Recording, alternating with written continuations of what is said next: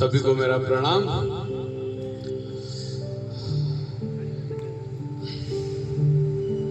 कि जीवन हमें कोहरे से बहुत कुछ सिखाता है। ये जो कोहरा है हमारे जीवन में बहुत कुछ सिखाता है। जब हमें जीवन में कोहरे की तरह जब आगे का नहीं दिखाई देता है, तब हमें एक एक कदम आगे बढ़ाना चाहिए। जैसा हम कोहरा रहता और करते हैं ना कि एक एक कदम आगे बढ़ते हैं, क्योंकि हमें दूर का नहीं दिखाई देता है। और जब हम एक एक कदम आगे बढ़ते हैं तो हमारा रास्ता अपने आप क्लियर होता चला जाता है। तो इस तरह हमें कोहरे से जीवन में बहुत कुछ सीखना चाहिए। एक बहुत सुंदर कहानी जो हमें बहुत कुछ सिखाएगी हमारे जीवन में। एक राजा होता था, बहुत पुराने समय की बात है। काफी क्रूर था वो राजा, काफी निर्दयी था वो राजा। अपनी प्रजा को ही लूटता था, उनसे ही लूट खसोट करा करता था और गलत तरीके से उनसे पैसा कमाता था। उनका सारा धन, हीरे जवाहरात लूटना, यही उसका काम था। अपना खजाना भरने की कोशिश करता रहता था। बहुत धीरे धीरे उसने बहुत सारा हीरे जवाहरात, बहुत सारा खजाना इकट्ठा कर लिया था। अब उसके दिमाग में ये चिंता आई कि इस खजाने को कहाँ रखूं। तो उसने उस खजाने को छुपाने के लिए एक जंगल में सुनसान जगह एक बहुत बड़ा तहखाना बनवाया और उस तहखाने में उस खजाने को छुपाया। उस तहखाने के बारे में किसी को पता नहीं था, केवल राजा को और उसका एक खास मंत्री रहता है, उसको इसके बारे में पता रहता है। इस तहखाने के बारे में एक चाबी राजा के पास होती थी, एक उस खास मंत्री के पास होती थी, ताकि मंत्री को इसलिए चाबी दी कि कभी कभी हर कुछ दिनों में जाके वहां देख के आ जाए कि सब कुछ ठीक ठाक है कि नहीं। ठीक है, इस तरह से वो खजाना लूटते रहते, इधर उधर से इकट्ठा करते और उस तहखाने तक पहुंचाकर वहां पर उसको संग्रहित करने का कार्य कर रहा था। एक दिन राजा की रात को इच्छा हुई कि जाके अपनी संपत्ति के हीरे जवाहरात के इनके दर्शन तो करके आऊं। सुबह सुबह उठकर और वो अपने उस तहखाने की तरफ चल दिए। वहां गए, क्योंकि एक चाबी राजा के पास भी होती थी। तहखाने का दरवाजा खोला और अंदर प्रवेश किया और हीरे जवाहरात को देख रहे थे, मंत्र मुग्ध हो रहे थे उनको देख देख के कि देखो कितना बड़ा खजाना मेरे पास है, कितने हीरे हैं, कितने जवाहरात है। अपने ही अंदर अंदर खुश हो रहे थे, अपने आप को सिकंदर समझ रहे थे। ये सब कुछ चल ही रहा था। इतने खो गए वो कि उन्हें कुछ पता ही नहीं कि क्या हो रहा है। हीरे जवाहरात में इतने खो गए। इतने में उनका जो खास मंत्री वो उधर से निकला।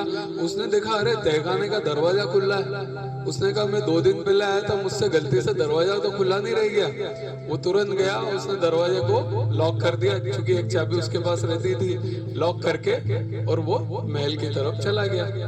अब इधर राजा का जब मंत्र मुग्ध से फ्री हुए, वो हीरे जवाहरात देख देख के जब उनका मन भरा गया, पेट भरा गया, तो उसके बाद उन्होंने कहा ठीक है अब चलना चाहिए। और वो जैसे ही दरवाजे के पास गए तो दरवाजा बंद। बहुत कोशिश की उन्होंने, बहुत आवाजें लगाई, बहुत चिल्लाए, पर कोई दरवाजा खुलना वाला, क्योंकि सुनसान जगह में तहखाना, किसी के बारे में उसको पता भी नहीं। तड़प तड़प गए राजा जी, चिल्लाते रहे, कोई दरवाजा खोलने नहीं आया। अब उन्हें भूख प्यास लगने लगी। 1 दिन गुजर गया, 2 दिन गुजर गया, भूख प्यास से तड़पने लगे। थक हार के उनने हीरे जवाहरात से बोले कि मेरे जीवन भर की संपत्ति हो तुम, मैंने तुम्हें कमाया, मुझे एक घूंट पानी तो पिला दो, एक निवाला खिला दो। हीरे जवाहरात ने भी कहा कि तेने जो गलत तरीके से पैसा कमाया है, गलत तरीके से जो हीरे जवाहरात कमाया और इस खजाने को इकट्ठा किया, ये तेरा कुछ भी काम आने वाला नहीं है। तड़पता रहा राजा, तड़प तड़प के बेहोश हो गया। न तो उसे पानी मिला, न निवाला मिला। बेहोश की हालत से जैसे तैसे उठा तो उसको लगा कि मुझे आने वाली पीढ़ी को, आने वाले लोगों को कुछ संदेश देना चाहिए, पर लिखे कैसे, क्योंकि वहां लिखने के लिए भी कोई चीज नहीं थी। उन्होंने एक पत्थर से अपनी उंगली को तोड़ा, खून निकला, उस खून से वहां पर उन्होंने कुछ लिखा और ठीक है आखिरी सांसें ली और खत्म हो गए। इधर मंत्री जो वहां पहुंचा था महल में और उसने देखा राजा साहब है नहीं। काफी ढूंढा, कई दिनों तक सेना ले लेके इधर उधर जंगलों में और सब जगह तलाशते रहे। काफी ढूंढने के बाद भी राजा बहुत दिन हो गए नहीं मिले। तो मंत्री ने समझा या तो उनका शिकार हो गया या किसी ने मार दिया या अगवा कर लिया या मर गए होंगे, ऐसा कुछ सब समझा। और उसको ध्यान आया, अरे एक चाबी मेरे पास है तहखाने की, जहाँ पर खजाना है, क्यों ना मैं कुछ खजाना ले लूं। अब राजा साहब तो गए, उनका पता नहीं आएंगे नहीं आएंगे, थोड़ा खजाना मैं अपने पास ले लूं, किसी तरह से कुछ हीरे जवाहरात मैं अपने पास रख लूं।